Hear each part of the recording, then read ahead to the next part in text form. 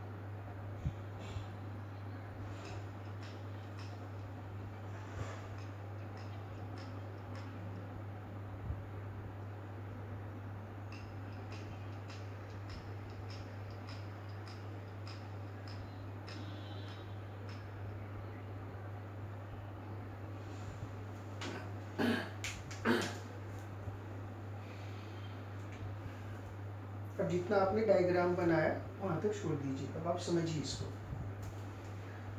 देखिए इसमें 1 2 3 4 5 6 7 8 क्यूब्स हैं। मैं इसको मार्क कर दूँ। 1 2 3 4 फिर ये 5 ये 6 ये 7 और 8। To calculate the coordination number, only we have to consider on these 8 cubes. अब यहाँ पर देखो, हमें ये मानना है कि ये साइड में कुछ भी नहीं, इधर कभी कुछ भी नहीं है, केवल ये 8 क्यूब्स हैं। अब मैं इसमें एक क्यूब्स को डॉटेड लाइन से दिखा रहा हूँ।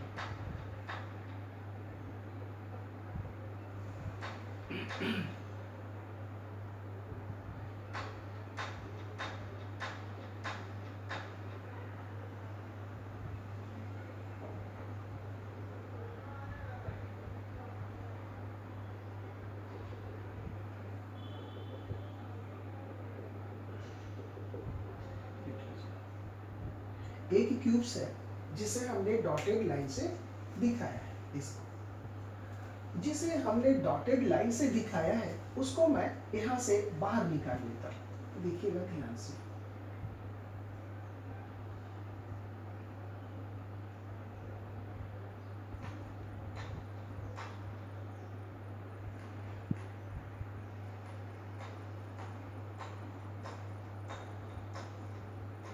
ऐसा हुआ। अब आप देखो, इस क्यूब को हमने बाहर निकाला, तो आप देखिए ये जो कॉर्नर है इस क्यूब का जिसको हमने बाहर निकाला वो इसके इक्विवेलेंट है। ये कॉर्नर सेम इसके आगे आई, इधर वाला यहाँ एटम्स है, इसके नीचे आई, यहाँ ये एटम्स है।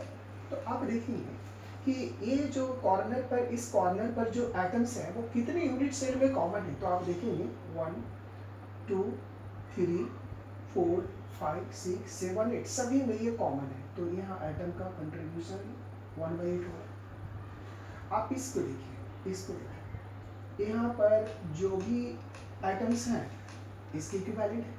तो ये कितने यूनिट सेल में कॉमन है आप देख लीजिए, 1 2 3 4। तो यहाँ पर होंगे 1/4। आप इसके नीचे आइए, यहाँ देखिए ये एटम्स है। तो ये कितने यूनिट सेल में कॉमन है, 2 1 1 2। यहाँ हो गया 1/2। आप इसे देख लीजिए, यहाँ पर जो एटम्स है वो केवल एक यूनिट सेल में कॉमन है, ये 1/1। आप इसे देखिए इस एटम का, तो इसका इक्विवेलेंट ये होगा।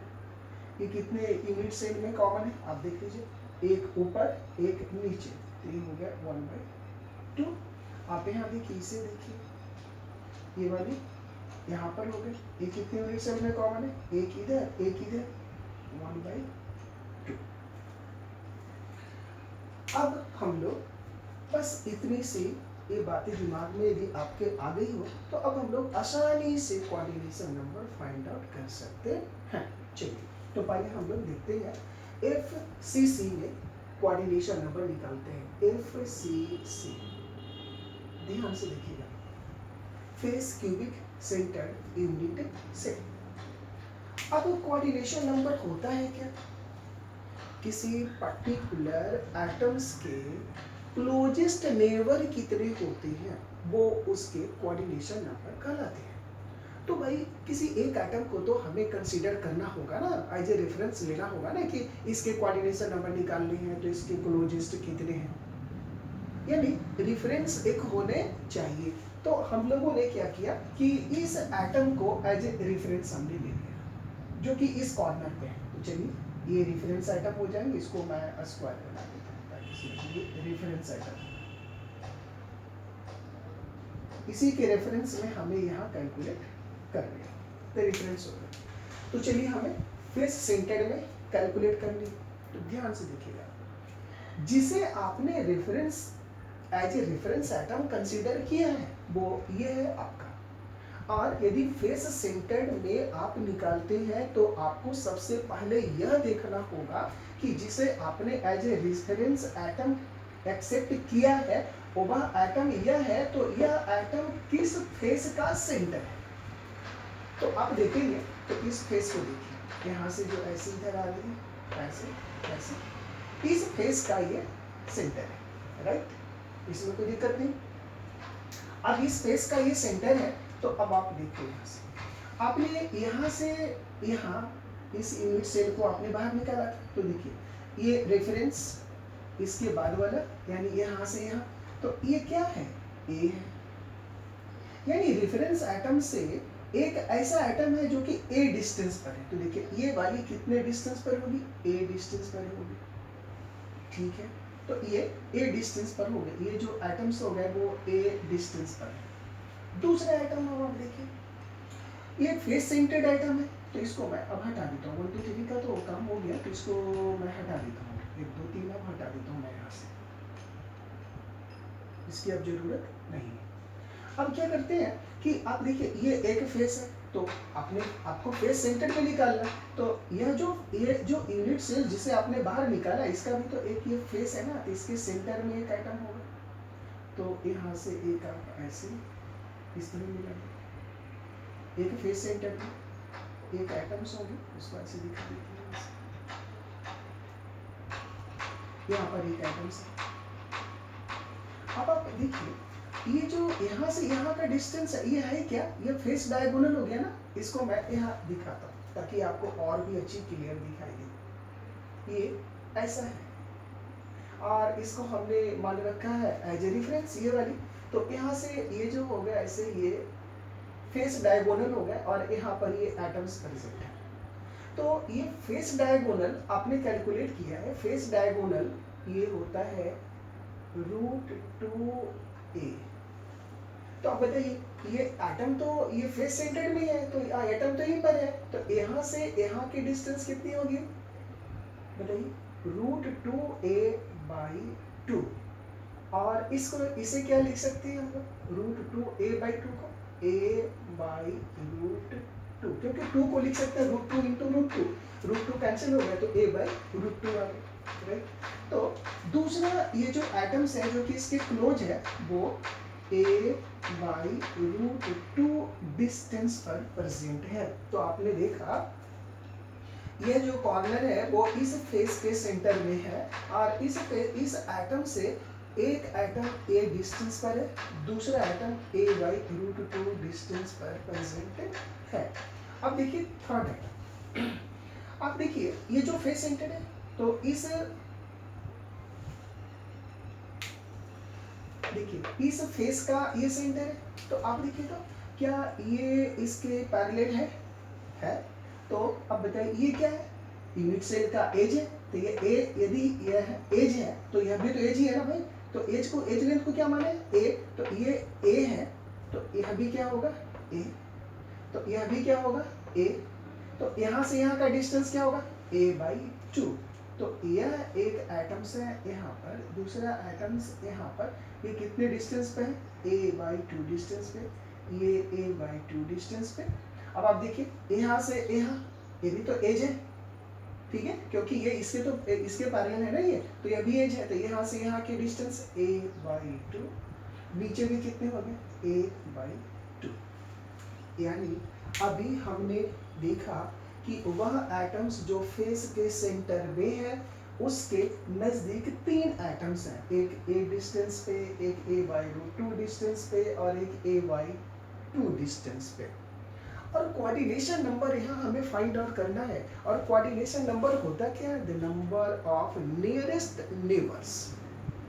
अब भैया नियरेस्ट नेबर होगा तो सबसे उसकी डिस्टेंस तो सबसे कम होगी ना उस एटम से। तो चलो इसको अब हम लोग आगे देखते हैं।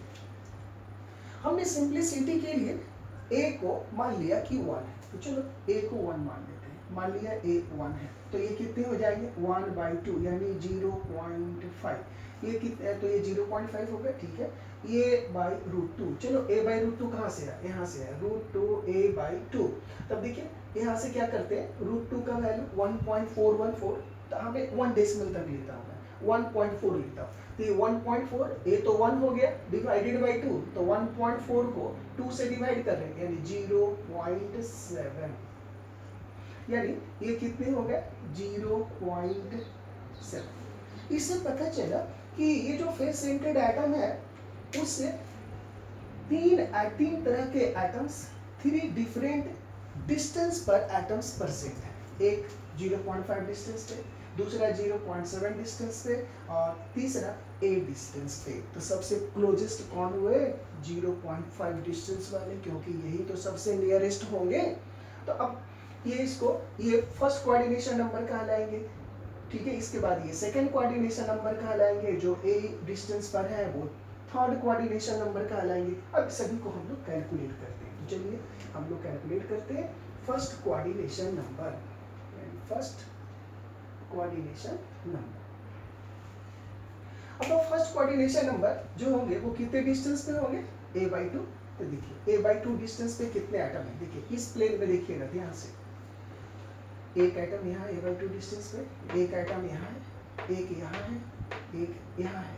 तो यह जो है एक ही प्लेन है, तो एक प्लेन में a/2 डिस्टेंस पर कितने एटम प्रेजेंट हैं। तो आप देखिए 1 2 3 4 एटम एक प्लेन में, और प्लेन कितने x y z 3 है, तो 3 प्लेन में कितने हो गए 4 × 3, यानी कि टोटल 12 एटम्स हो गए। 4 इंटू 3 इक्वल टू 12। और ये कितने डिस्टेंस पे होंगे? a/2 डिस्टेंस पे होंगे, राइट। नेक्स्ट अब देखते हैं सेकंड नियरेस्ट नेबर। तो सेकंड नियरेस्ट नेबर 0.7 डिस्टेंस पे होंगे। देखिए सेकंड, इसको बोलेंगे सेकंड कोऑर्डिनेशन नंबर या सेकंड नियरेस्ट या नेक्स्ट नियरेस्ट। तो अब देखिए तो यहाँ 0.7, तब देखिएगा इसमें कितने इस तरह के फेस हैं। देखिए ये एक फेस का ही सेंटर, ये दूसरा फेस का सेंटर, यहाँ ये तीसरा फेस का सेंटर, ये जो फेस है ना यहाँ, ये चौथा फेस का सेंटर हो गया यहाँ, फिर यहाँ पर होंगे ये पांचवा फेस का सेंटर, ऐसे ये छठा फेस सेंटर, ठीक है। अब इधर आइए, ये सातवां फेस सेंटर, ये आठवां फेस सेंटर। देखिए यहाँ से टोटल देख लीजिए, अच्छी तरह से देखिए इसको। तो कितने फेस सेंटर्ड वाले हैं देखिए तो 1 2 3 4 5 6 7 8। तो बताइए तो यहाँ कितने? 8 हैं। और एक यूनिट सेल में कितने? एक ही है ना भाई। टोटल यूनिट सेल कितने? 8 है। तो number total unit cell 8, per unit cell number of atoms 1 equal to 8, यानी सेकंड कोऑर्डिनेशन नंबर 8 होंगे। और वो कितने डिस्टेंस पर होंगे? a/√2 डिस्टेंस पे होंगे। Now we see third coordination number. Third coordination number a distance पर है।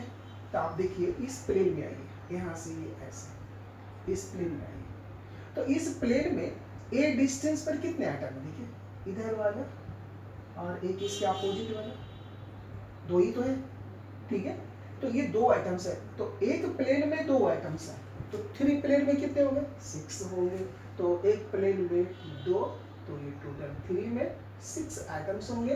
और ये कितने डिस्टेंस पर होंगे? ये तो आप देखिए यहाँ पर ये डिस्टेंस पर। तो इस तरह हमने ये निकाला कि फर्स्ट कोऑर्डिनेशन नंबर FCC में 12 होता, और आप पता भी है FCC में 12 होता है, आपको पता है। तो ये 12 है और ये a/2 डिस्टेंस पे। दूसरा सेकंड कोऑर्डिनेशन नंबर इज 8 और a/√2 डिस्टेंस पे। थर्ड कोऑर्डिनेशन नंबर 6 और वो a डिस्टेंस पे। नेक्स्ट अब हम लोग सीखते हैं BCC। BCC में देखिए मैं यहाँ एक डायग्राम बनाता हूँ BCC का।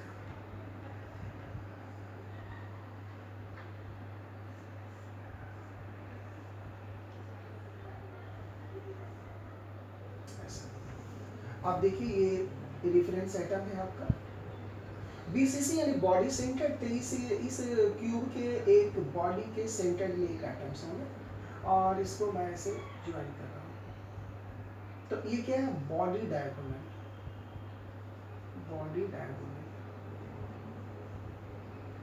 और आपने बॉडी डायगोनल को मेजर किया है, ये आते हैं √3a। तो ये जो हमारे एटम्स हैं ये तो बॉडी के सेंटर में है, तो ये बॉडी डायगोनल का एकदम सेंटर में परसेंट होगा। तो ये यहाँ से यहाँ की डिस्टेंस कितनी होगी? √3a/2। ये डिस्टेंस होगा √3a/2, ये डिस्टेंस पे होगा। चलिए तो एक एटम्स जो है वो जो कि बॉडी डायगोनल पे है, ठीक है, वो √3a/2 डिस्टेंस पे है। दूसरा आइटम देखिए यहाँ पर है, वो कितने डिस्टेंस पर है? a डिस्टेंस पर है, तो ये a डिस्टेंस पर है आइटम से। तीसरी टाइप का देखिए कितने डिस्टेंस पर? देखिए वो यहाँ देखिए एक यहाँ से ये डायगोनली हम लोग ऐसे करें फेस डायगोनल, तो एक यहाँ आइटम से, तो वो कितने डिस्टेंस पर है? √2a डिस्टेंस पर है। ये सभी आपने कैलकुलेट किया है। देखो ये काफी आसानी है, ये a है और ये a है और ये हाइपोटेनियस है क्योंकि ये 90 डिग्री का है। तो इसका स्क्वायर करेंगे तो a² + a² 2a², और यहाँ से इसको रूट अंडर इधर करेंगे तो √2a। तो इस तरह से ये √2a हो गया। और ये √3a/2 डिस्टेंस पर एक एटम, एक √2a डिस्टेंस पर एक एटम और एक a डिस्टेंस पर एटम, यानी 3 तरह के एटम्स इसमें प्रेजेंट है। तो अब हमें चलिए निकालते हैं इसका पहले के लिए सिंप्लिसिटी के लिए a को 1 मान लेते हैं, तो चलिए a 1 हो गया, तो यहाँ √3 बचेगा, √3 का 1.7 2 से डिवाइड कर दीजिए 0.8, तो ये 0.8 आ गया अप्रॉक्स। आप इसको देखिए यहाँ पर √2a, तो a तो 1 ही है, तो √2 1.41, तो यहाँ से हम लोग 1.4 ले लेते हैं, और a कितना है 1 है। तो सबसे क्लोजेस्ट एटम कौन हुआ, जो 0.8 डिस्टेंस पर है, और 0.8 डिस्टेंस पर कौन है, जो कि बॉडी सेंटर्ड में है। तो चलिए एक फर्स्ट कोऑर्डिनेशन नंबर कहलाएगा, तो इसके लिए लिखते हैं फर्स्ट कोऑर्डिनेशन नंबर। तो चलिए यहाँ एक ये जो बॉडी डायगोनल है उस पे तो एक यूनिट सेल में एक ही बॉडी सेंटर्ड एटम हो गया। तो आप देखिए इसमें कितने है टोटल, 8 है, तो यहाँ number of unit cell 8 per unit cell 1 equal to 8 atoms, और ये कितने डिस्टेंस पर होंगे, √3a/2, ये डिस्टेंस हो गया √3a/2 डिस्टेंस पे, राइट। नेक्स्ट देखते हैं second coordination number. Second coordination number देखिए कौन सा, जो 1 डिस्टेंस पर है, क्योंकि ये तो इससे भी ज्यादा बड़ा है ना, तो इसमें कितने एटम्स होंगे, देखिए एक ये 2 ए डिस्टेंस पे, हाँ, और देखिए एक ये 3, ये 3 एटम्स हो गए जो कि ए डिस्टेंस पर है, ए यहाँ ए डिस्टेंस पर है, यहाँ 3 एटम्स हो गए। तो per unit cell 3 atom, unit cell कितने हैं 8, तो 8 इंटू 3 45 मिनट में 8 इंटू 3। अब इस आइटम का कंट्रीब्यूशन देखिए, ये इसके 1/4 मल्टीप्लाइड बाई 1/4, 4 से इसको कैंसिल कर लीजिए, 2 2 3 जा 6, तो ये हो गया 6, और कितने डिस्टेंस पे, ए डिस्टेंस पे। नेक्स्ट देखिए थर्ड कोऑर्डिनेशन नंबर क्या होगा, √2a डिस्टेंस पे होगा। देखिए √2a डिस्टेंस पर एक ये फेस डायगोनल है, एक दूसरा फेस डायगोनल ये होगा, ठीक है, और एक तीसरा एक पीछे वाला होगा फेस डायगोनल। इसको मैं यहाँ ऐसे दिखाऊं, यदि मान लीजिए समझ में नहीं आ रही आपको, तो मैं इसको समझाने की कोशिश करता हूँ। उसको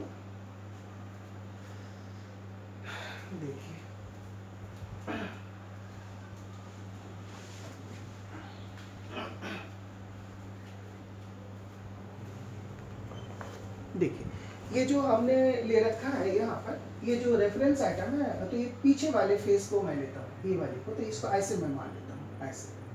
तो ये वाली जो आइटम्स है ये कॉर्नर के इक्विवेलेंट हो गया आपको, और दूसरा आइटम्स जो है वो इसमें एक ऐसे हैं, एक प्लेन जो है वो ऐसे है ऊपर में, और दूसरा वाला प्लेन जो है वो ऐसे है, एक ऐसे है और एक ऐसे है प्लेन, ये प्लेन ऐसे है।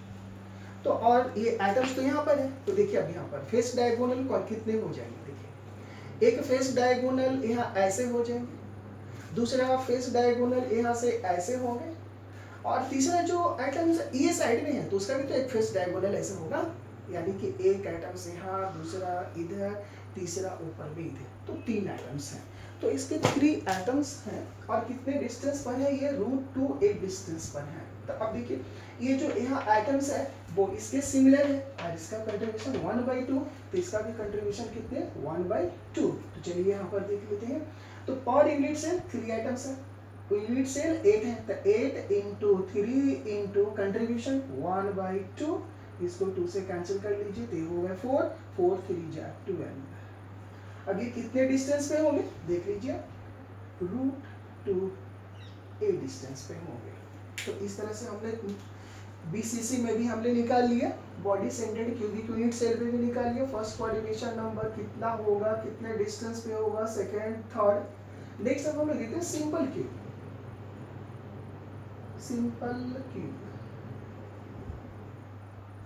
एक मैं यहाँ डायग्राम बना देता हूँ,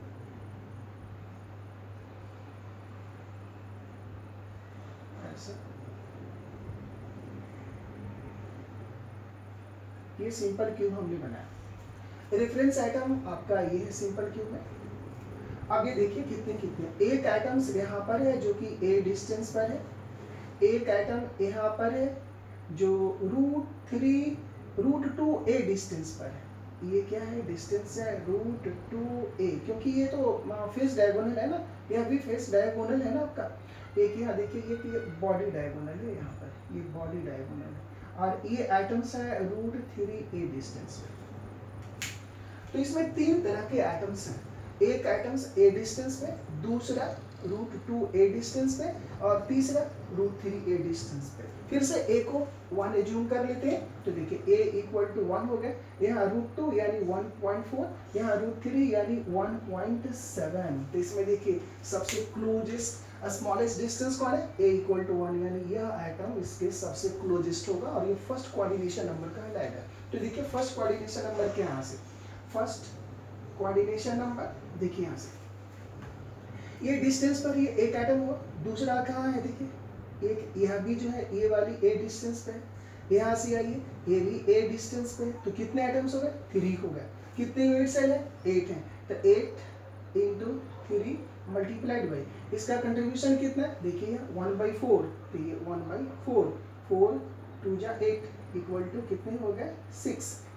डिस्टेंस कितने डिस्टेंस पर है ये a डिस्टेंस पर, यानी number of first nearest neighbour 6 होंगे, डिस्टेंस कितना होगा a डिस्टेंस पर ये होंगे। नेक्स्ट देखते हैं सेकंड कोऑर्डिनेशन नंबर।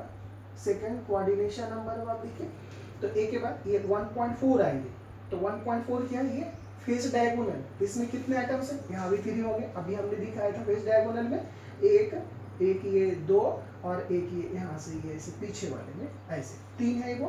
तो नंबर ऑफ यूनिट सेल 8, एक ईच यूनिट सेल 3 एटम्स है और इसका कंट्रीब्यूशन देखिए यहाँ पर जो एटम्स है 1/2, 2 से कैंसिल कीजिए 4 यानी कि 12 एटम्स, और ये कितने डिस्टेंस पर होंगे आप देख लीजिए, यहाँ से √2a डिस्टेंस पर होंगे। नेक्स्ट देखिए एक और बचा हुआ थर्ड